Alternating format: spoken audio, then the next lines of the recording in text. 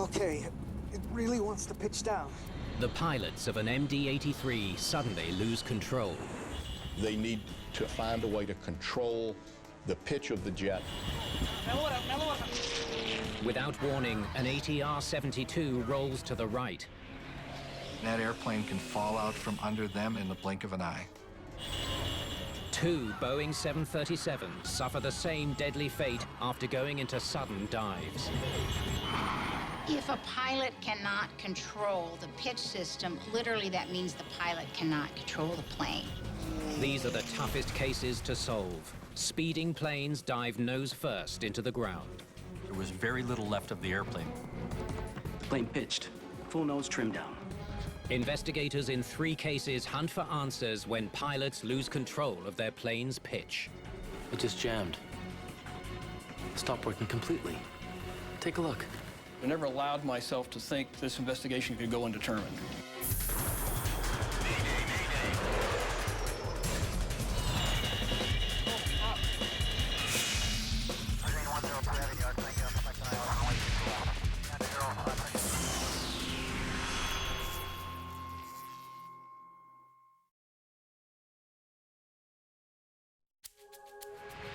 Alaska Airlines Flight 261 climbs into sunny skies over Puerto Vallarta, Mexico, carrying 83 passengers and 5 crew.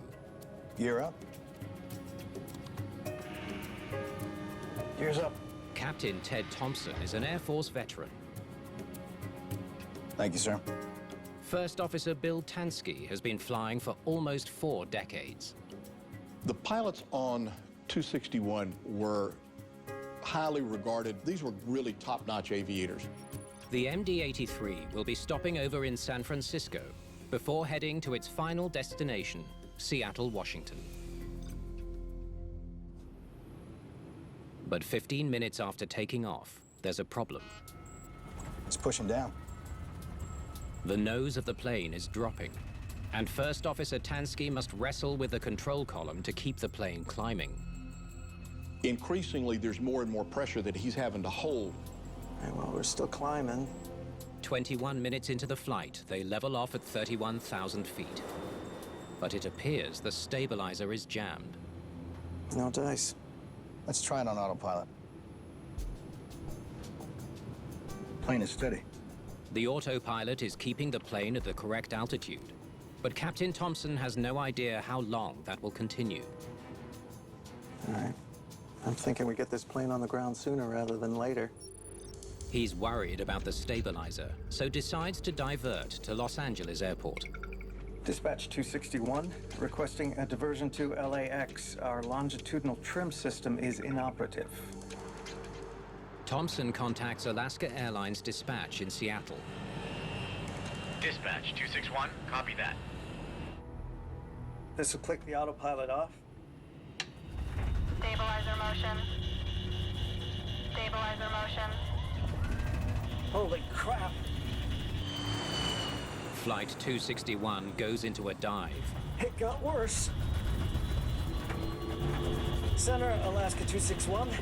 We are In a dive here. I've lost control of vertical pitch.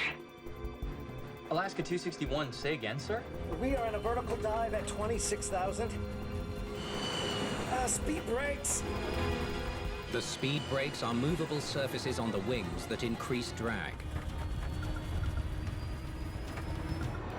The maneuver works. Hey, once we get the speed slowed, maybe we'll be okay. The plane has dropped 8,000 feet in just 80 seconds. We got it back. Under control here. No, we don't. It still requires all their strength to keep the nose of the plane level. Okay, it really wants to pitch down. They're in a fight for control of the airplane.